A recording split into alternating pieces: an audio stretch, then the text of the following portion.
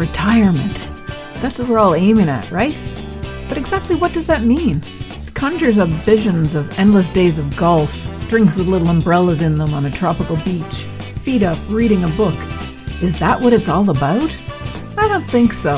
Life would get pretty dull after a while without anything meaningful to do, don't you think? I'm Jackie Doucette, and I'm on a mission to discover exactly what life is like beyond retirement. Join me while I chat with people who've already done it, who've retired to something rather than from something. Let's find out together exactly what's waiting for us when we say goodbye to that 9 to 5. Hi, everyone. Welcome to another episode of Beyond Retirement.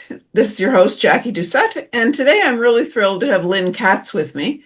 Lynn is a retired school principal. She's an author, and she's a Board of Education member in the town where she lives. I was going to say hometown, might not be. Lynn, welcome to the show. Thank you so much, Jackie. It's great to be here. So I understand that as a writer, you have to get your ideas, your inspiration from a lot of things. I'm going to kind of jump right in. I think that from your decades of experience in education and in leadership, you have lots of experience to draw on. And I know that personal growth is one of the themes for me today, and personal growth is something that you are interested in. So I'd like to start with kind of a multifaceted question, I think, but what made you decide to retire? Because your journey from educator to author, it kind of was a path on its own. Yeah, that's a good question because I really struggled with the decision as to when to retire. I guess I could say as an educator in the United States, we get a pension. And so you work a certain number of years, you can access a pension that I could live on. So that's, of course, there's the financial consideration. And I felt I was doing a good job as a school principal, but I had no time. As you can imagine, it's a 24/7 job. I'd go home, eat dinner, go back on my computer, answer emails. And as much as I loved it, I wanted to do other things. In fact, when I announced to my faculty that I was planning on retiring, there was kind of this, are you sick? What's going on? Because I was still young. I was 61 at the time. But I said, no, there are other things I want to do, and I have the energy and I want the time to do them. So that was to answer your first part of your question. I'm not sure I understand. Is the second part of your question how I get my ideas to write novels, or? In part, what drew you from being a teacher to being a writer? Okay. I always loved writing creatively. I wrote a newsletter as a principal, and I wrote poems, and, I just always enjoyed the writing process. And I have a friend who published a book. He's got like 7 or 8 books already now. And I remember going to a book launch party of his, and he said, and these words will stay with me forever: if I can write a book, you can write a book. I wanted to write a book, so I wrote them. And I thought, oh God, me? Could I write a book? But he gave me the confidence to basically say, why not? Why shouldn't I write a book? Whether I publish it or not doesn't matter. It's just about, do I have some ideas? Do I want to pursue those ideas? And is there a book inside of me? And I discovered there's more than one book inside of me, as a matter of fact. And now, so those books that are inside you, the ones that I know about that have been written are fiction. Yes. Do you draw on your experiences with your students, your fellow faculty? What's your inspiration? Yes, yes, and yes. The first published book is called The Surrogate, and that was based on a tragedy that happened near my school at the time. I was the principal, and I know you've heard of Sandy Hook, and it was a tragedy. It was a massacre of 20 children and 6 adults by a young man in an elementary school, came in with guns to an elementary school and killed these innocent people. And I've been wrestling since that day, many years ago, with how could this happen? Why didn't the schools stop him? What could a teacher have done? And so that was the premise of my book. And I really kind of explored that. I did some research about mostly boys who choose to do terrible things like that. And that was the premise of my book. What if the killer had met a really nurturing teacher at age 16, and could she have made a difference? So that was the first book that it was inside me. I had to write it, and I wrote it. And after that, I went back to my happy, safe place, which is writing for children. And I write for middle grade, so that my next book, Chester and the Magic 8-Ball, is, it's for 8 to 12-year-olds. And other books that I've written are also for young kids. Wow, it must have been a hard book to write. Not Chester and the Magic 8-Ball. It probably was fun to write, but The Surrogate, I imagine it was hard. I think I've been told it's hard to read also, but it's also a thriller, so there are a lot of twists and turns in it. And it didn't end the way I expected it to end, but I'm not going to ruin it for you in case you decide to read it. Now, a lot of people think when they retire, especially if they were busy and their job was kind of all-consuming, like your job was as a principal, that retirement is going to be a time to ease back, settle down, maybe do a little bit less. It doesn't sound like you're really doing a whole lot less. Has retirement turned out to be what you thought it would be? I'd say it's much better. And I am doing less because, you can't even imagine the life of a school principal. It's just, I was on putting out fires every single second of every day.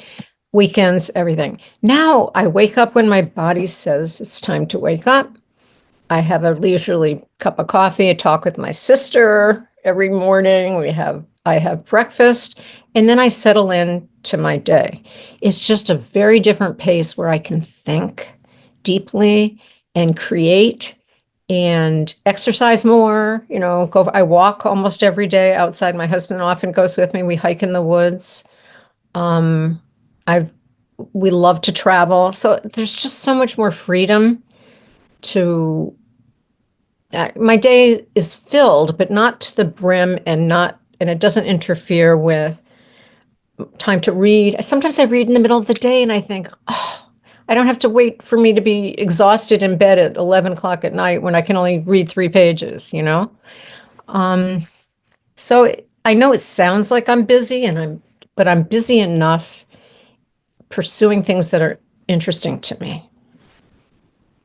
That sounds like the definition of retirement for me. It's having the time to do the things you want to do when you want to do them. And the energy, the creative energy to do that, right? Right. Yes. Yeah. Yeah. There's no point in having the time if you just are laying flat on your back. Right. So one of my previous guests had commented that after she retired, she had a lot of trouble with schedules because her life was a schedule. She got up at a certain time, logged into her computer, did her lunch at a certain time, did everything. And I assume that the life of a principal also runs on a very tight schedule. How did going to no schedule affect you?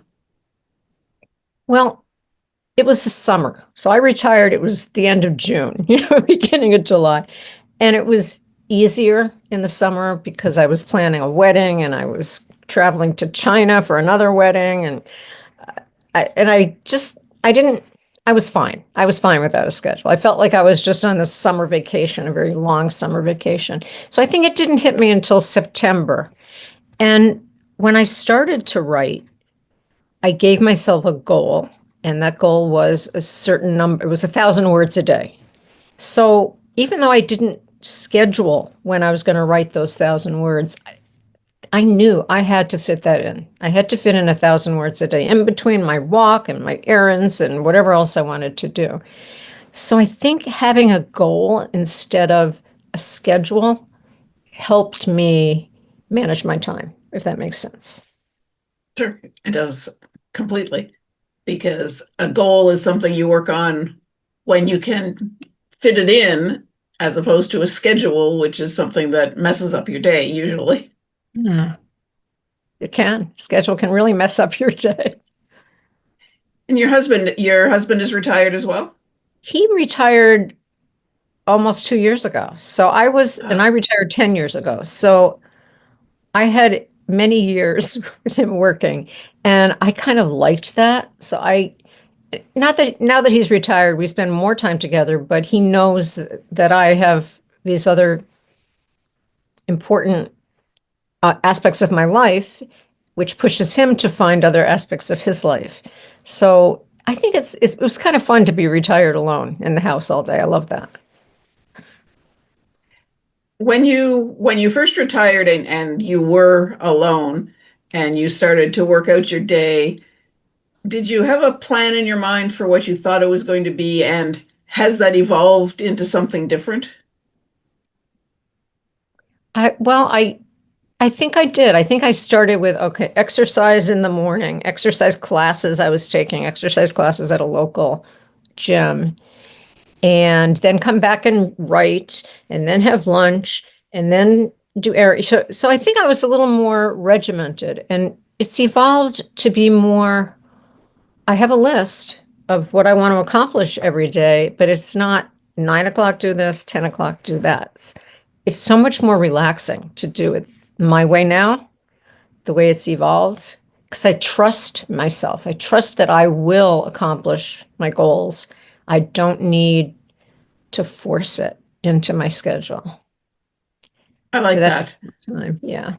Yeah, I like that idea that you're not trying to force anything to happen. It just happens or it doesn't.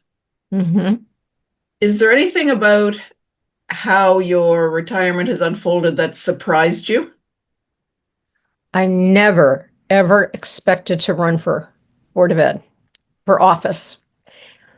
But this is my second term. I just was reelected on Tuesday, so I'm really happy about that. So Congratulations. Thank you. So over 4 years ago, I ran because I became aware of locally the people who were running against me on the other side of the aisle here had an agenda that was very different from my agenda. And I felt I have all this knowledge about education. Why not? There was an opening. A friend of mine said, you should run. And I did. I never thought I'd ever in a million years run a campaign. And I won. I did well. And I've enjoyed the past 4 years. So I thought, okay, one term will be enough.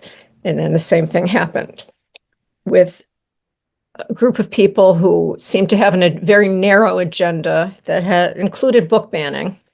So I decided, I can do this 4 more years. So I did. I ran again, but I never, ever anticipated that I would do this. It's something that probably wouldn't have happened had you continued to work, because you wouldn't have had the time to devote to it. No, and I can't imagine a Board of Ed wants, anybody wants to hire a principal in another district, no. Yeah. What advice would you give to someone who's considering retiring, doesn't really have a plan, but is just kind of wondering what's going to come next? I hesitate to give advice because I think everybody is so different. For example, I know I've read in so many publications, and I'm sure you've heard 100 times, it's so important to have a goal. It's so important to know how you're going to use your day. What are your plans? Don't just retire and then figure it out. Well, I retired and I figured it out, but I knew that there were things I wanted to explore. I didn't have a specific plan. As I said, I had a house to clean, and I actually sewed pillow covers, and I started to do random things like plan my son's wedding, that kind of thing. So even though all the books will tell you, you must make sure you're ready, you've planned your retirement, um, that's not for everybody. Some people just need the time and space to figure it out and to give yourself that luxury and not feel on day one or even day 101 that you have to have it all figured out. Be open to the possibilities. That's my advice. I hope I it's think that good sounds, advice. yeah, I think that sounds reasonable because we are different. And some people jump into retirement and right away they're busy all the time and they're doing things and they Yep, wonder how they ever fit in work. And other people sit and kind of twiddle their thumbs and they don't know why they quit work. that's right. And those people can get a different job or volunteer or figure it out. And if they don't figure it out, it makes me sad, but they need to get help figuring it out, right? Ultimately, yes. That's why I'm here to help That's people right. figure it Exactly. out. Life Figure it coach. out. Yeah. Figure it out. Listen to podcasts like yours and talk to people like you who'll help you. What do you think? And this, I'm not looking for any kind of answer, good or bad. What do you think about the idea of someone thinking about their childhood when they're trying to decide what to do in retirement in terms of what they enjoy doing or what they might want to do? I'd never thought of it, but I love that.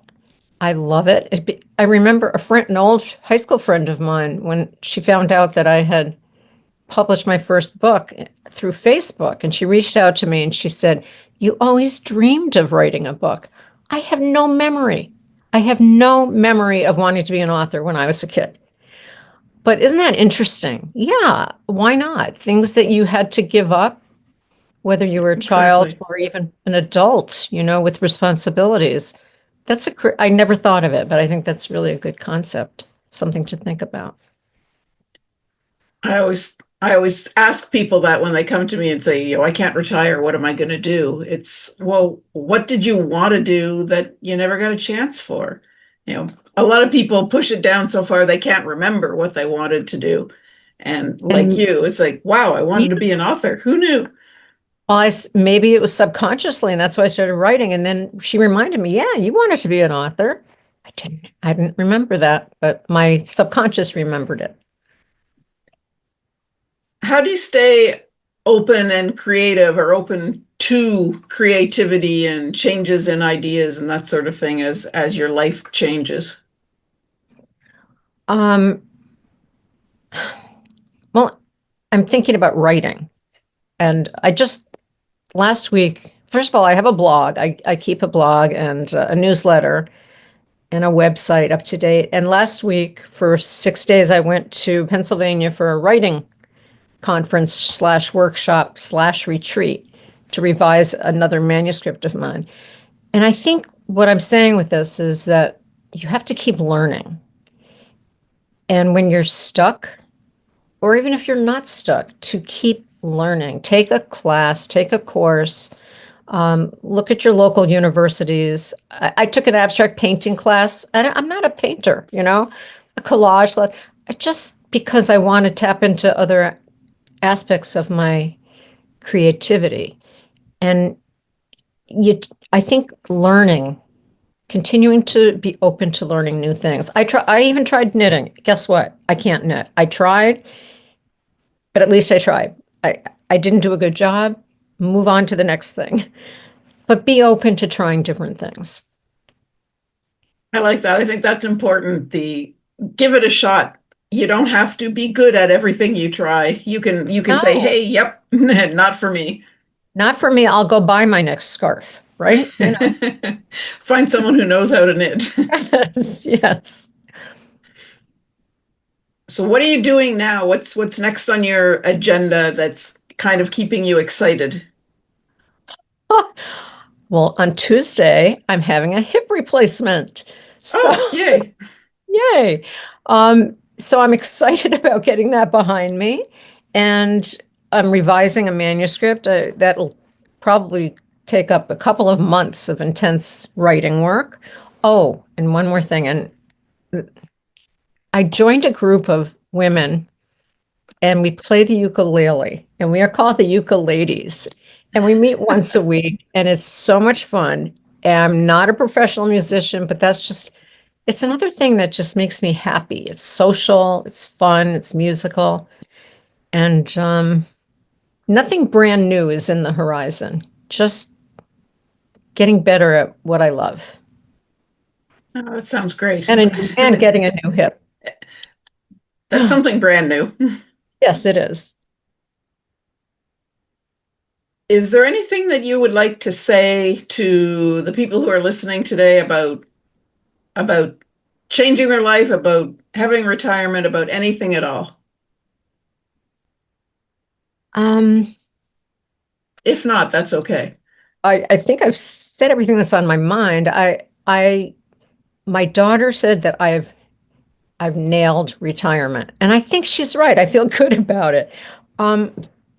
It can be such a wonderful time in your life, and don't be afraid. Don't be afraid that you'll flail. It's okay. It's okay to flail a little bit. It's okay to search.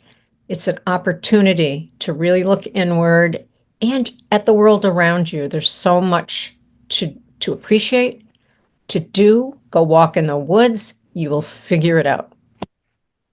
Nice. I think your daughter's right. You definitely nailed it. If people want to look you up or get in touch with you, how can they do that? Well, you can go on my website. It's www.lynnkatz.author. Oh my God. Just write www.lynnkatz.author. LYNNKATZ author. And through my website, you can click on my newsletter, read about my books, read a little bit more about me. And that's it. That's it. And contact me, reach out, email me. I'm happy to listen to what you're worried about in terms of retirement. I love to talk to people. And I'm definitely a pro-retirement person. I'm an advocate. Excellent. Lynn, thanks so much for being with me today. I've really enjoyed it.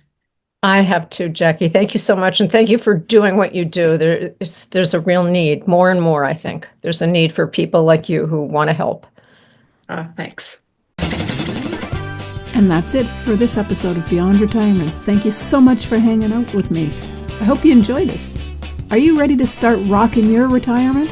Head on over to www.beyondretirement.ca/rocking it and sign up to plan out your own roadmap for retirement. Don't wait till it's too late.